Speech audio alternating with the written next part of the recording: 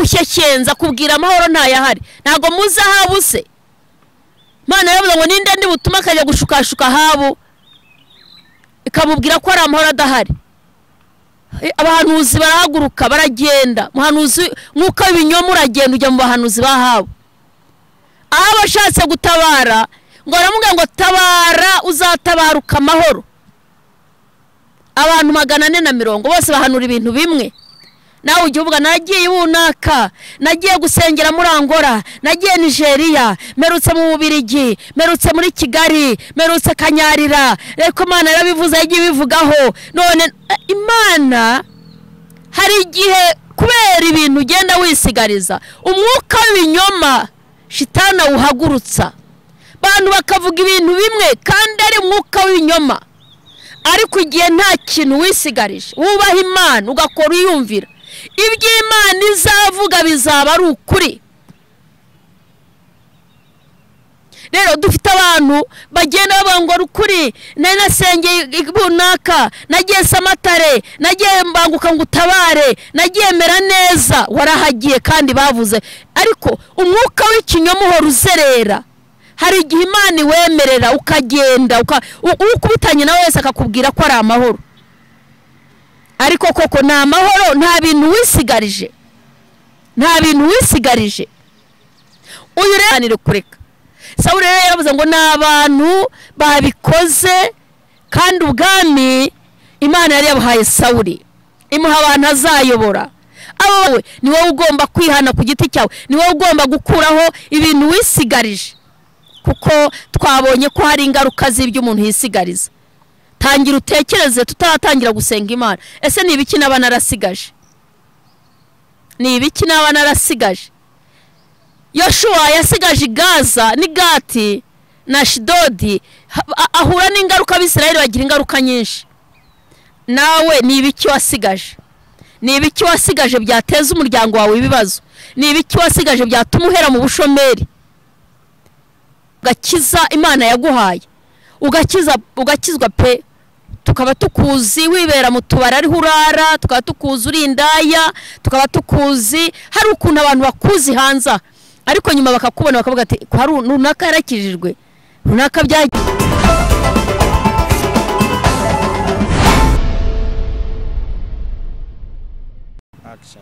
Yesu nashimwe Yesu wacu ahabwa icyubahiro muri kumwe na Gatera Jose guturuka muri Philadelifia ndashimira Imana y'amahoro yabanye natwe ikaturinda ikaba mu ruhande rwacu izina ry'Imana yacu rihabwa icyubahiro nkuko bisanzwe rero ndagira ngo dutangire tuganire ku ijambo ry'Imana Imana y'amahoro itugirire neza reka dutangire dusenga urakoze Mana guhaye icyubahiro umunsi mwiza uturemeye kugira ngo tunezererwemo iri ni ijambo ryawe rihembure benshi bakire benshi bakiri ikiganza cyawe abarwayi abarushye n'abaremerewe bahure nawe kuri uyu munsi mpagaritse imbaraga z'abarozi n'abagome ndasengera iki kirere ndasengera aha hantu kugira ngo weze ubutaka kwera ko Imana kuboneke urakoze Mana tuhesheje umugisha abadukurikirana bose abarwayi abarushye n'abaremerewe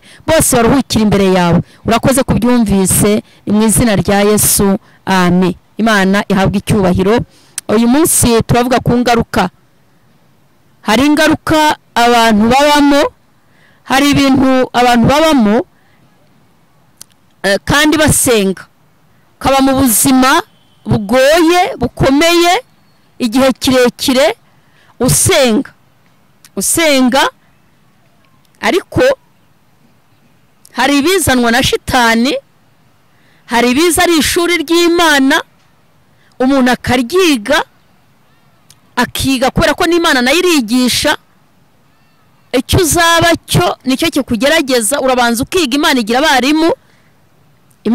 abarimu igira abaprofeseri rwose Imana irigisha rero nje kukubwira hari n'ibindi bizanwa n'ingaruka hari ibyo shitani akuzanira hari n'ibyo ishuri ry'Imana biri gushyiramwo Imana ikakwigisha uri umukristo rwose wubaha Imana usenga ukora umurimo w'Imana mu buryo bwose bushoboka ufasha abarushye, ufasha abakene, ufasha abarwayi, usura abarwayi kwa muganga, ugaburira abashonje, ariko ugahura n'ibintu bikagukomerera kandi uri imbere y'Imana.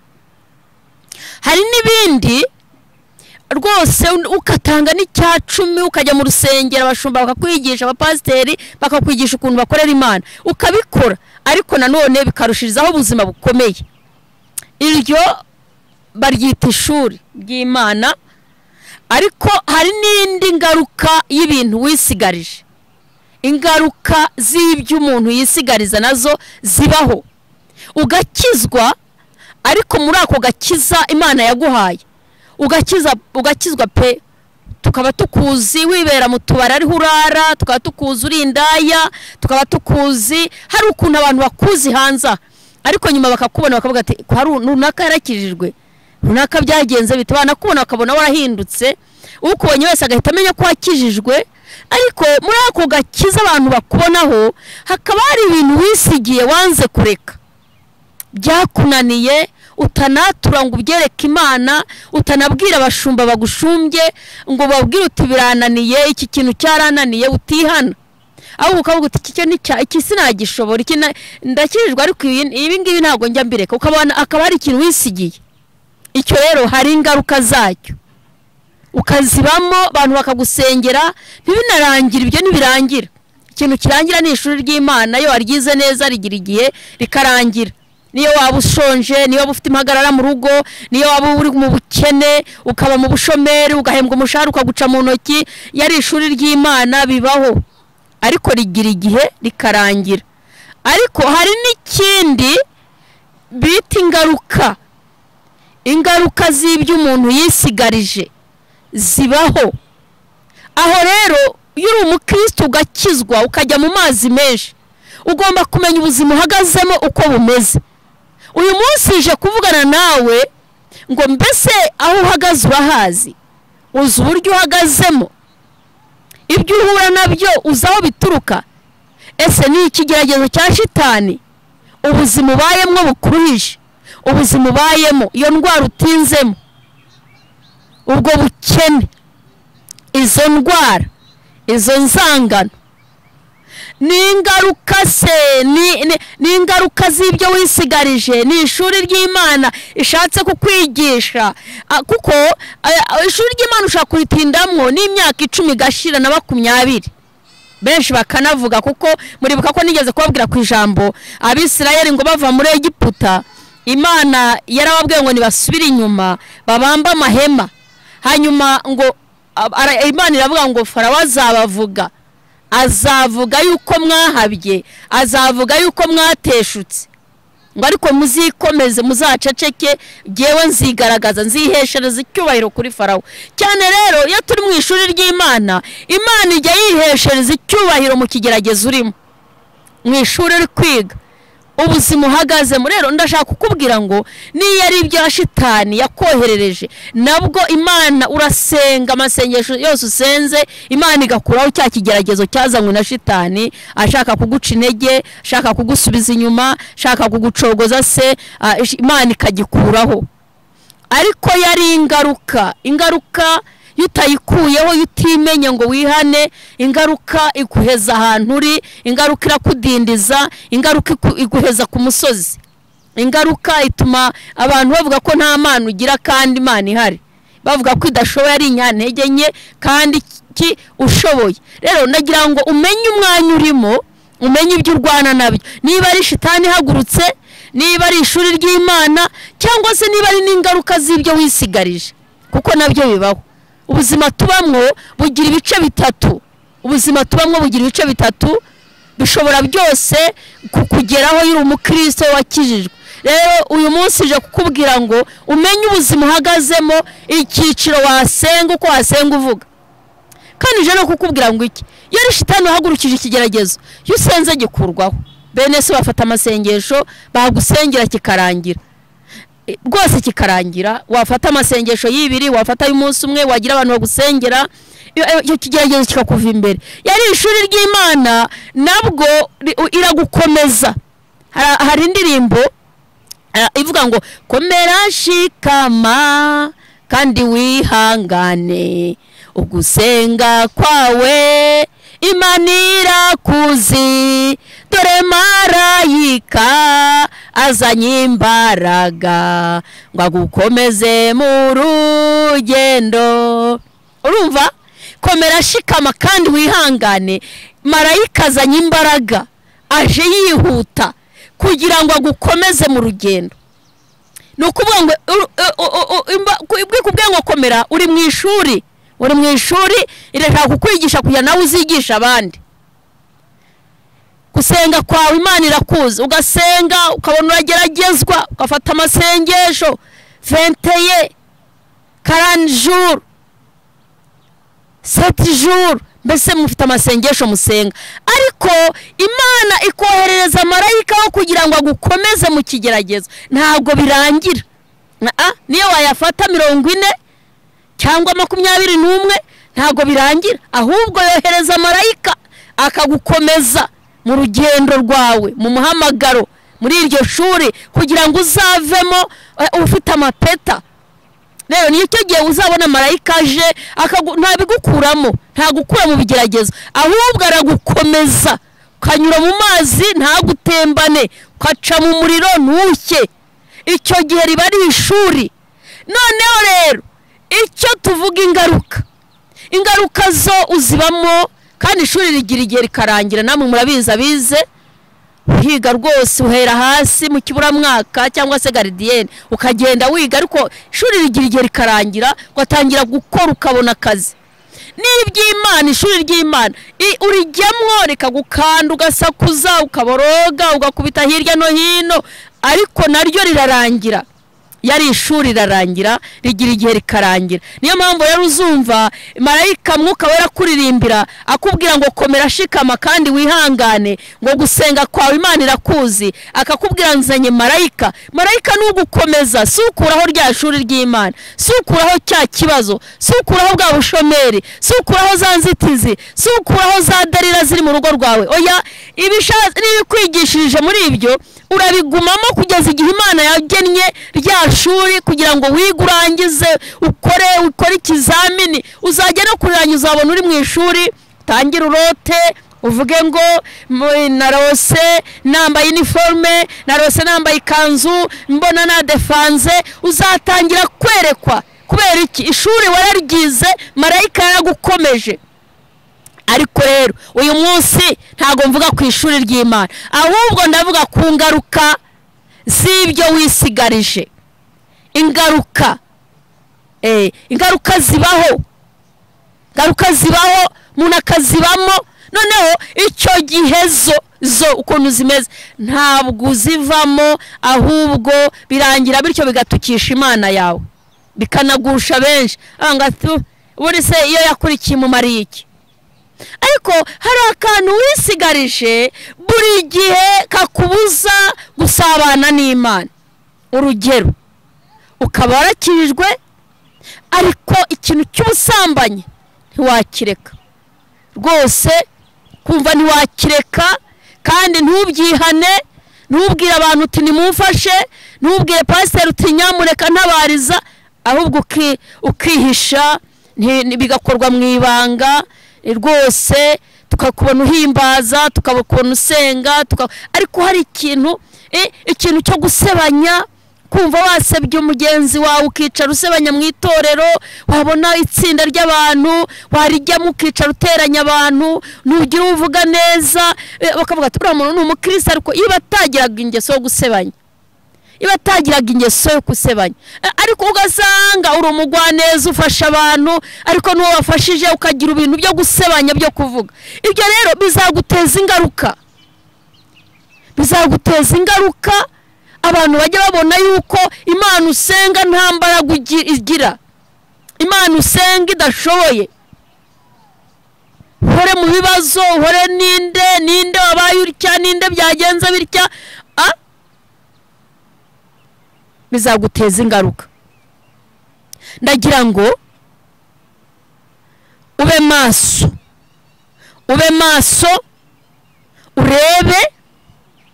urebe mu by'ukuri, urebe igihe uhagazemo, ese ubuzima uri kunyuramo nubwo bugukomereye biri guturuka kuri shitani, biri guturuka se ni ishuri Imana iri kukwigisha, cyangwa se ni ingaruka z'ibyo wisigarije, kuko ubuzima bwawe bugizwe n'ibyiciro bitatu. Igihe uzaba ubona uri mu bibazo, biragusaba kumenya neza udashidikanya ibibazo urimo icyo bisobanura, ibibazo urimo uko biteye. Niba ari ingaruka, wisuzume urebe uzabibona ute, uzigenzura. Ariko ubu narakijijwe, kuko hari ijambo Pawulo yabwiye Abaroma mu bice 12, arababwira ngo ndabinginga kubw'imbabazi z'Imana kugira ngo muhinduke rwose.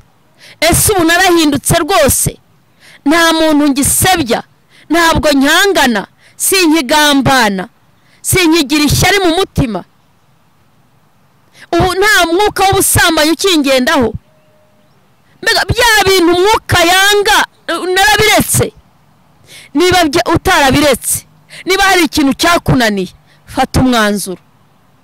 Bibiri umunyarwanda yaravuze ngo abanga amazimwe babandwa habona. Fata umwanzuro, usanga abashumba, usanga abakozi b'Imana, ubabwire cyaha utakihaniye kirakwica, cyaha kirica. Babwire cyakurimbura, babwire uti nukuri narakijwe, ariko hari ikintu kinanira, hari ikintu cyananiye rwose, hari ikintu cyananiye.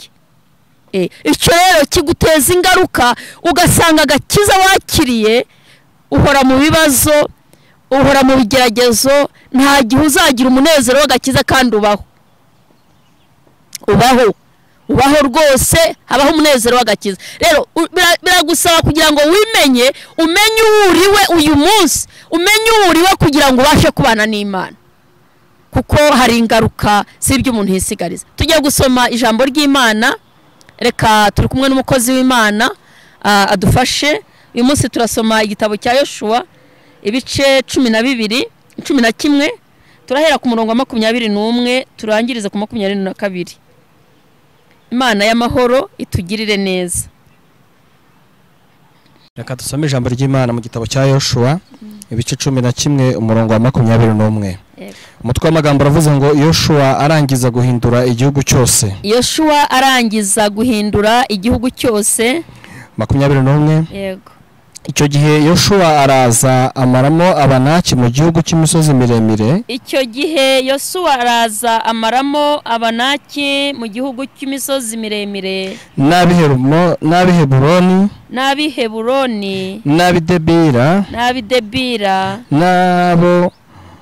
nabo muri Anabu, nabo mu gihugu cyose cy'imisozi miremire ya Yuda, nabo mu gihugu cyose cy'imisozi miremire ya Yuda, nabo mu gihugu cy'imisozi miremire ya Isirayeli, nabo mu gihugu cyose cy'imisozi miremire ya Isirayeli. Yoshua arabarimbura rwose. Yoshua arabarimbura rwose n'imidugudu yabo. Nta muntu n'umwe wo mu Banaki wasigaye, mu gihugu cy'Abisirayeli, keretse Igaza n'Igati na Ashidodi, niho hasigaye bamwe. Imana tugirire neza. Amen.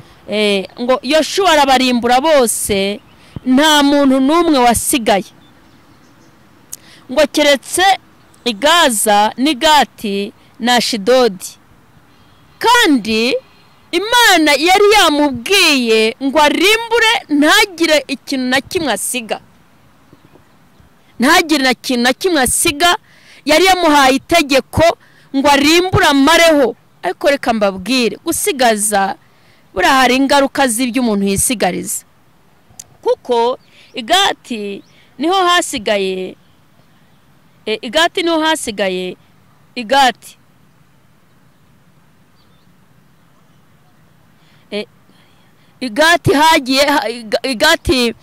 Bibiliya iravuga ngo nta muntu n'umwe nta hamwe yasize, ngo keretse Igati niho hasigaye Samusoni asigarayo. Goliyati asigara Igati.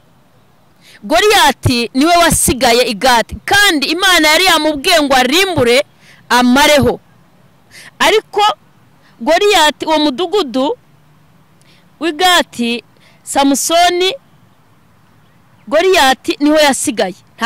Ntabwo Yoshua yigeze arimbura ngo arangize igati ngo harimbure naho. Yarahasize arahasiga bibazo kubera iki? Kubera ko yasize Goliyati, yasize igati kandi igati Goliyati niwe yari yibereye. Muzi ibyo Goliyati yakoze, iyo aza kumaraho akica akarimbura ntago Goliyati yari gusigara. Ariko kubera yuko igati hasigaye kandi Samusoni asigarayo, ibyo bintu wasize nibyo biguteza ingaruka. Igati harasigara kandi Uwiteka yavuganye na Yoshua aravuga ngo urimbure igihugu cyose ntugira ahantu usigaza. Ariko ageze igati arahasiga, Goliyati asigarayo. Cyari ikibazo, hasigarayo Goliyati. Rero nakubwiye ngo hari ingaruka z'ibintu wisigarije. Urebe igihe urimo, igikurimo, kubera iki? Ushobora kuba ugeragezwa cyane ari shitani, birashoboka. Ariko nanone Mana yacu dusenga iravuga ngo nimusaba muzahabwa, nimukomanga muzakingurirwa. Gusenga gukuraho imigambi ya shitani. Njyamba kugunda kwabwira ngo amasengesho ararogoya. Amasengesho ararogoya, akuraho imigambi y'incakura, akuraho imigambi y'indyarya. Umuntu niyakugambiraho ibintu bibi ntukamwitura ibibi, ahubwo ujye umusengera. Niba gutega igico, niba kugambanira, niba hari icyo ushaka kugeraho, niba hari ikigeragezo ugezemo, ujye usenga, ntukagire ikindi ukora. Iyo shitani yazamutse aguteza uburwayi, aguteza akaga, jya usenga, kuko amasengesho ararimbura, akuraho, ararogoya. Rero nta kindi kintu yakoze Yoshua, ahubwo yasize igati. Igati harasigara, igaza harasigara. Hasigaye igati, hasigara igaza. Igati hasigarayo Goliyati. Cyari ikibazo. Goliyati muzi ibyo yakoze. Urumva, iyo Goliyati adasigara ntabwo Abisirayeli bari kugera mu kaga bari bagezemo. Urumva, arongeye asize igaza. Igaza nanone niho Delila yaturutse. Delila asigarayo, asigara igaza. Kubera iki? Delila asigaye igaza. Yoshua ntiyaharimbuye, yarahasize. Hari ibintu wisigiye kandi nibyo biguteye ingaruka. Kandi mabizi Delila ibintu yakoze. Delila yagushije, yashenye isezerano ry'Imana. Muzama yari strategy yakoresheje Delila. Uyu munsi hari abantu benshi babuze amahoro kora ba Delila. Rwose akaba yibaniye neza n'umutware we, hagukonkobokera Delila akazana amayeri yo kurerembura amaso no kumenya kuvuga amajwi yandi, akagusha urugo rw'akarusenya. Abantu benshi bashenye ngo bazisenyewe na Delila. Ariko Delila byatewe na Yoshua, yataza kumusiga igaza. Ntabwo twari kuba ababyeyi benshi nta kibazo bari kugira, kuko Delila yari kurimbukira igaza, ariko yarahasigaje. Ingo nyinshi ziri mu bibazo nukubera Delila. Ngo nyinshi zisenyutse, ababyeyi benshi bafite amarira nukubera igaza. Kandi Imana yari yavuze ngo murimbure hose ntihagire ahantu hasigara. Rero ukureho ingaruka z'ibintu wisigarije. Urabona, Goliyati arasigaye, asigaye igati. Goliyati yahagaraga mu Bafilisitiya, Abisirayeli bagacikamwe igikuba, Abisirayeli bakarambarara, bakaba birarangiye ibyabo. Kubera iki? Yoshua yarahasize, yaza kurangiza akarangiza igati. Ntabwo Abisirayeli bari guhura n'intambara bagiye bahura nazo. Ariko Imana itugirire neza, ukureho igati, ukureho igaza. Igaza ababyeyi mwese mugenda muhura n'ibibazo by'ingo kenshi 90%, nukubera igaza hasigaye. Igaza hataza gusigara nta kibazo ababyeyi bari kugira. Ariko nje kukubwira ngo uyu munsi ukureho ukureho rwose, ukureho izo ngaruka z'ibyo wisigarije, uzikureho, kuko Imana yari yamubwiye ngo ntihagire ahantu na hamwe hasigara. Ashidodi harasigara. Isanduku y'isezerano niho yanyagiwe, iragenda. Isanduku y'Imana iranyagwa, ijya Ashidodi, iramburwa. Kubera icyo hataza gusigara, sanduku y'Imana ntabwo yari kunyagwa, ntiyari kugerayo. Rero iyo hari ibintu byinshi duhura nabyo bitunaniza kubera ingaruka z'ibintu twisigarije. Reka dusoreze hano hantu muri Samweli wa mbere, ariko nje kukubwira ngo izo ngaruka z'ibyo wisigarije Yoshua yarasigaje, asigaza Gati, asigaza Gaza, Ashidodi. Sanduku y'isezerano nyagwa ijyayo. Ni ibiki wowe wisigarije uyu munsi? Bigaragare ko Goliyati yasigaye Gati, Delila agasigara Gaza, sanduku y'isezerano ikanyagwa, ikagisha Ashidodi. Ibyo byose ni ibintu by'ingaruka Abisirayeli bagiye bahura nabyo kubera umuntu umwe gusa ikintu yasize. Hari ikintu kimwe ushobora gukora kikabangamira umuryango wose. Abana bawe bagahura n'ibibazo, umuryango wawe ugatotezwa, umugabo wawe agahura n'ibibazo, umugore wawe agahura n'ibibazo, umuryango uturukamo ugatotezwa kubera ikintu kimwe gusa wakoze wasigaje, kigatuma ubwiza bw'Imana bwigendera. Rero nje kukubwira ngo kuraho ibyo wisigarije, kuko hari ingaruka z'ibintu wagiye usigaza. Ibintu wagiye usigaza bishobora kukuzanira ingaruka y'ubuzima bwawe bwose. Reka turebe Samweli wa mbere, turasoma mu bice byaho 12. Yego 12. Ibice 15 turasoma umurongo umwe wa 14 wa 15. Reka dusome mu izina rya Yesu Kristo. Amen. Igitabo cya mbere cya Samweli 15 umurongo wa 14. Ijambo riravuze ngo Samweli aramubaza ati ariko uko gutama kw'intama kunza mu matwi no guhogerana kw'inka numva kw'intama kunza mu matwi no guhogerana kw'inka numva bigenda biti. Sawuli aramusubiza ati bazivanye mu Bameleki kuko abantu barokokeye inyamibwa z'intama n'inka z'indatwa, kuko abantu barokoye inyamibwa z'intama n'indatwa z'inka n'inka z'indatwa ngo nizo gutambira Uwiteka Imana yawe.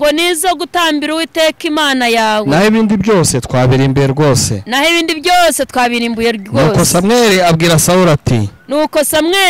Sawuli ati uretse nanjye nkubwira ibyo Uwiteka yaraye ambwiye iri joro.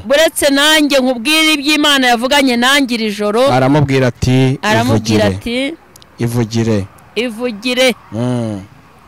17.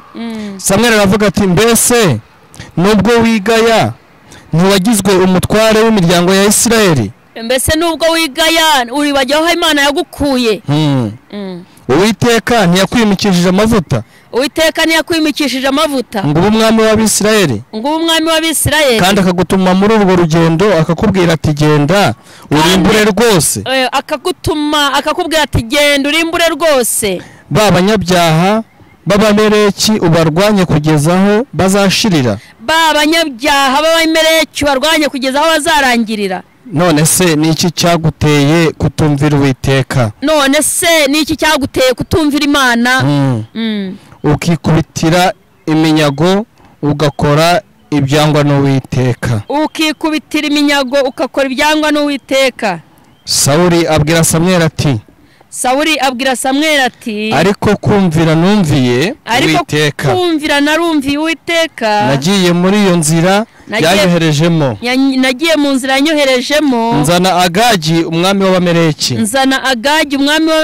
n'Abameleki ndabarimbura rwose, ariko abantu nibo benzeho intama n'inka,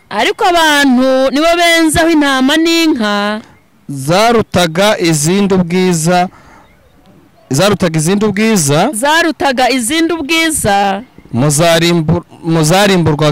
muzarimburwaga kugira ngo babitambire Uwiteka Imana yawe igirugari. Imana itugirire neza. Amen. Imana iguha umugisha. Ahangaha Samweli avuze amagambo akomeye. Sawuli yari amaze kwimikwa agirwa umwami w'Abisirayeli.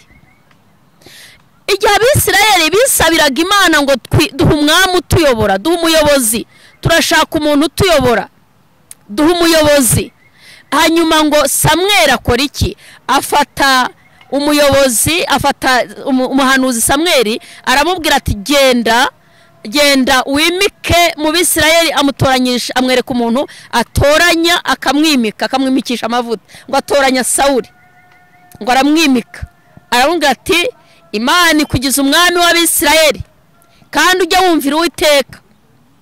Ariko Bibiliya ivuga ngo Sawuli ntago yumviye, kuko Imana yaramubwiye ngo uzica Abameleki. Nibutse ibyaha bakoze, nibutse ko batangiriye Abisirayeli bava muri Egiputa, barabatangira bababuza gukomeza umugambi w'Imana, bababuza gukomeza isezerano. None uzabarimbure, ntuzagire umuntu usiga mu Bameleki. Uzica abana babo batoya, uzica n'impinja. Ni Imana yari ibwira Sawuli. Uzica abakuru n'abato, mbese uzica umuntu uwo ari we wese w'umumeleki, ntazagire umumeleki usigara. Umwami w'Abameleki uzamwice, impinja bazabyara uzazice, mbese ntuzagire umuntu usiga. Imana imuha gahunda y'ibintu agomba gukora. Hanyuma rero ngo Sawuli aragenda, ageze mu Bameleki ntago yabigenje nk'uko Imana yavuze. Ngo yifatiye Agagi umwami w'Abameleki, aramuzana, ngo azana n'intama n'ibiduhagire n'abagore bakiri bato n'abakobwa beza, afata ibintu byiza bishishe abikuramo. Ngo arabifata, abwira abo yarayoboye, abwira ingabo ze ngo nimubizane tuzajya kubitambira Uwiteka mu ibitambo.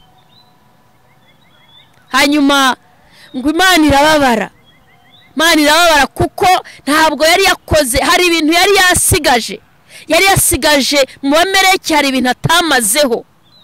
Ibintu wasiga byagutera ibibazo, ibintu wasiga byaguteza impagarara, ibintu wakora binyuranye n'iby'Imana ishaka. Mwibuke ko Yoshua Imana yari yamubwiye ngo arimbure imidugudu yose, ntagire umudugudu asiga, ariko asiga Igati, asiga Gaza, asiga na Ashidodi. Kandi hagiye havamo ibigeragezo, haturutse ba Goliyati, haturutse Delila, haturutse isanduku y'isezerano yaranyazwe. Kubera iki? Kubera ko hari ibyo atamazeho, ibintu utazamaraho. Igihe cyose uzagira ibintu usigaza, wakijijwe ugasigamwe ingeso imwe runaka, ntukizwe burundu, ntumaramaze, ntuvuge ngo genda umukirisitu, ntumere nka Shaduraka na Meshaki na Abedenego. Nibo bavuze ngo Imana nitanadukiza nta mpamvu turi bupfukamire ibigirwamana, turubaha Imana, nitanadukiza itanura ry'umuriro nta kindi twarenzaho.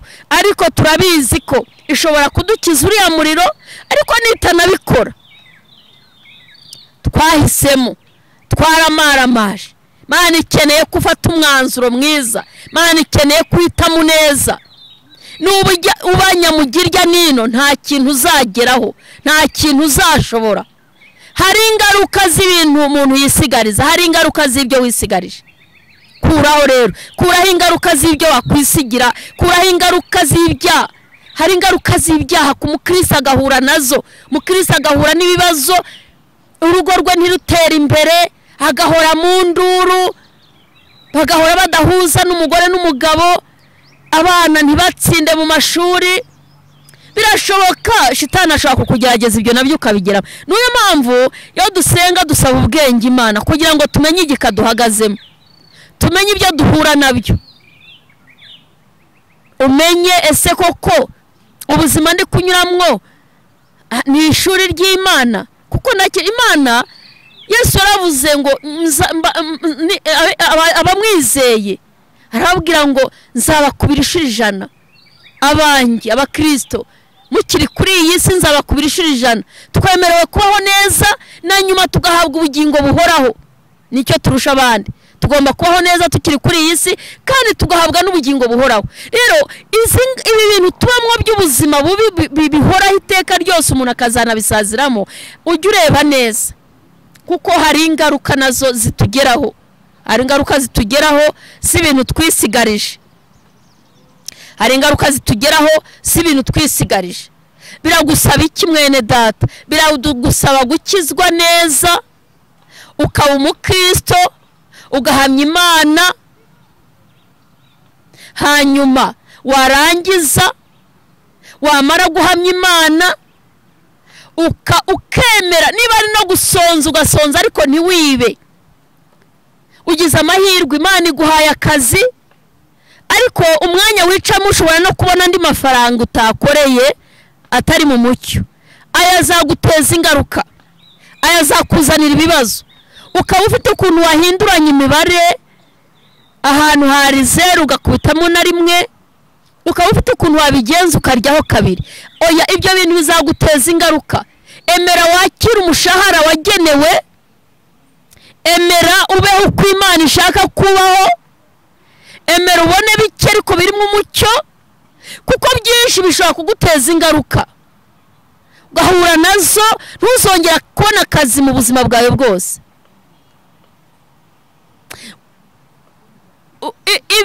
Ibyo wita indonke bishobora kuguteza impagarara. Birashoboka ko ufite icyaha runaka cyakunaniye, emerera Imana ko cyakunaniye, emerera Imana kuri umunyantege nke. Jya imbere y'abatambyi, jya imbere y'abashumba. Uyu munsi hari abantu batagishaka kujya imbere y'abashumba babo, akihumuriza, akikomeza, ndetse akajya no ku musozi gushaka abahanuzi ngo baramusengera. Kandi Imana yaguhaye umushumba, imusukaho amavuta kugira ngo agusengere, agusabira Imana imbabazi. Ariko ukamukwepa, ukamuhunga, ukajya ibunaka gushaka umuhanuzi runaka. Ni hahandi bavuga ngo yarambeshye.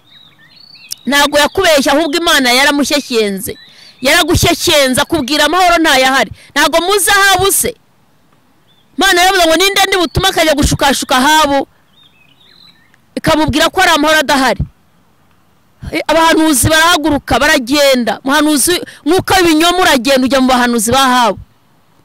Aho bashatse gutabara ngo aramuga ngo tabara uzatabaruka amahoro. Abantu 440 bose bahanura ibintu bimwe. Nawe ujye uvuga nagiye ibunaka, nagiye gusengera muri Angola, nagiye Nigeria, merutse mu Bubiligi, merutse muri Kigali, merutse Kanyarira. Reko Imana yarabivuze, yagiye bivugaho. None Imana hari igihe kubera ibintu ugenda wisigariza, umwuka w'ibinyoma shitana uhagurutsa, bantu bakavuga ibintu bimwe kandi ari umwuka w'ibinyoma. Ariko igihe nta kintu wisigarije, wubaha Imana ugakora uyumvira, ibyo Imana izavuga bizaba ari ukuri. Rero dufite abantu bagenda babangora ukuri, nari nasengeye ibunaka, nagiye Samatare, nagiye mbanguka ngo utabare, nagiye mera neza. Warahagiye kandi bavuze, ariko umwuka w'ikinyoma uhora uzerera. Hari igihe Imana iwemerera ukagenda ukubitanye na wese akakubwira ko ari amahoro, ariko koko nta amahoro, nta bintu wisigarije, nta bintu wisigarije. Uyu rero tubonye umwami Sawuli, Imana imubwira ngo narimbura abamereke abamareho, abamareho ntagire umwana azasiga, n'impinja z'abamereke zizicwe.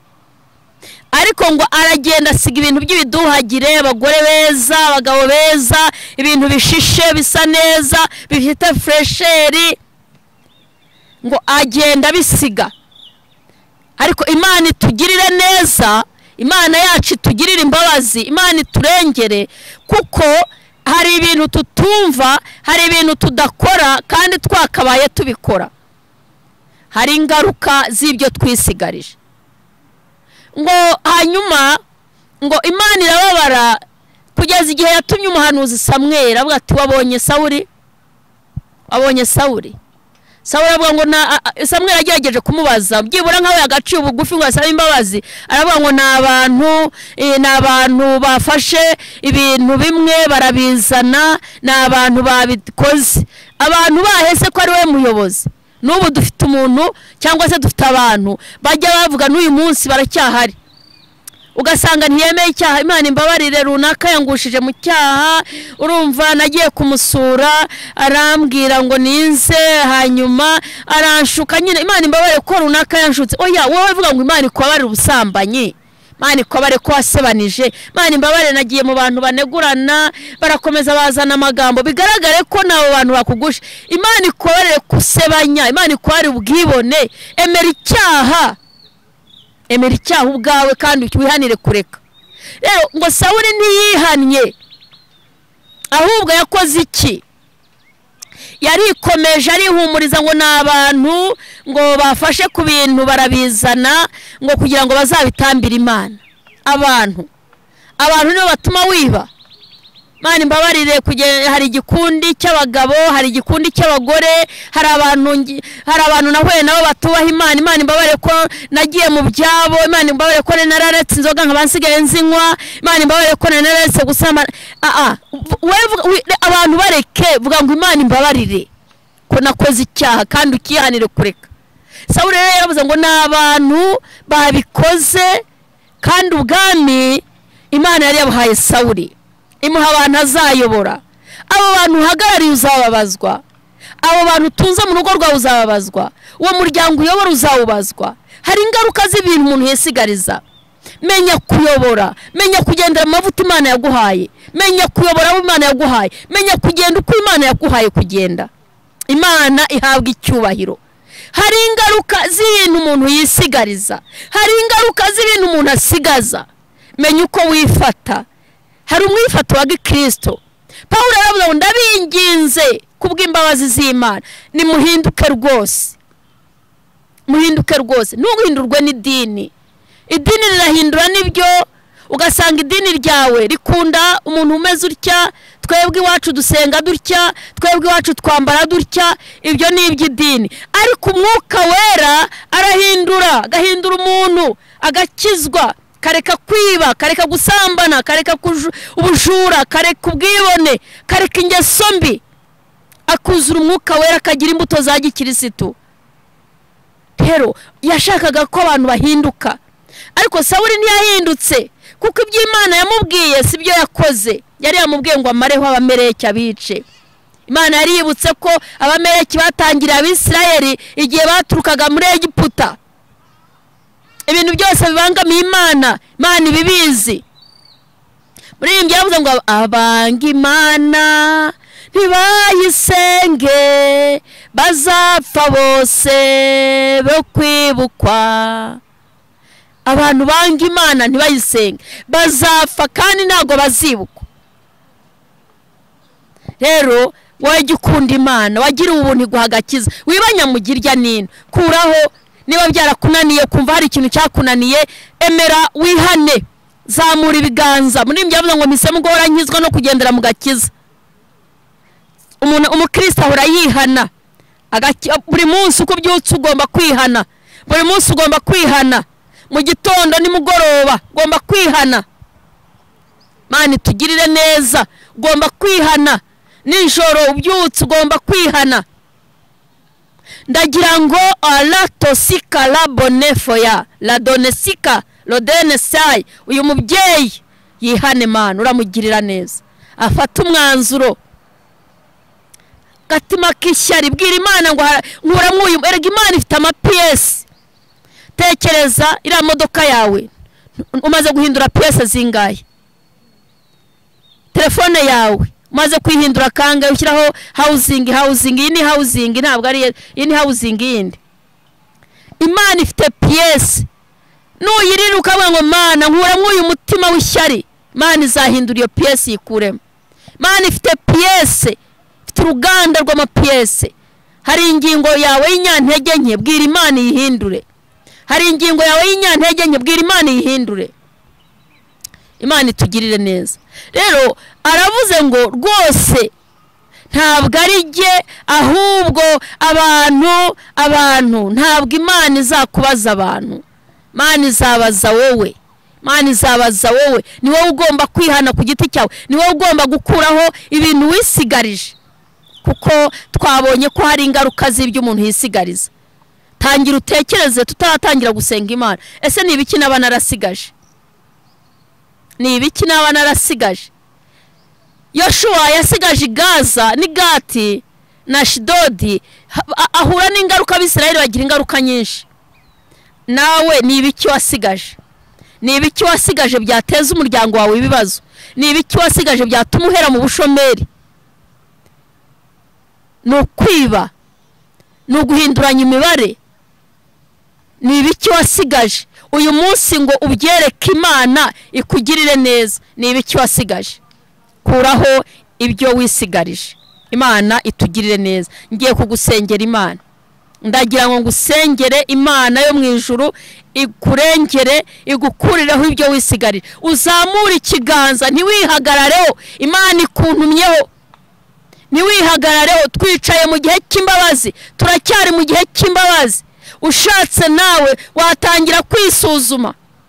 Isi izashirana no kwifuza. Nyuma y'ubu buzima hari ubundi. Tangira wihane, tangira ushaka Imana, tangira wezwe, tangira uvugane n'Imana.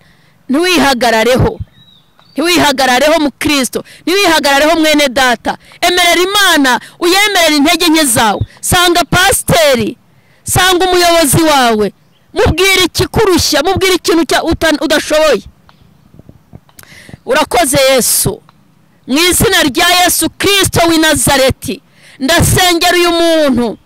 Ubujura bwaramunaniye, ubusambanyi bwaramunaniye, hari ibyaha byanze kumuvaho, ubwibone, gushira isoni, mu izina rya Yesu Kristo. Umujinya, agira umujinya bita umuranduranzuzi, gutukana.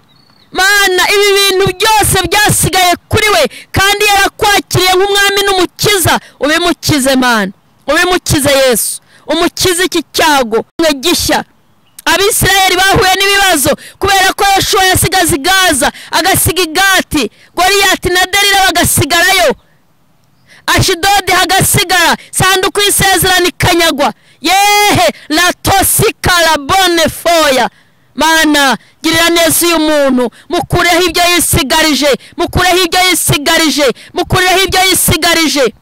Totaya zene bone, la doteka la mone, fore dozika, le mene fo, le bo dobe dede, seke mone, la tone foke, la dozika mone, le teki ala mone foya.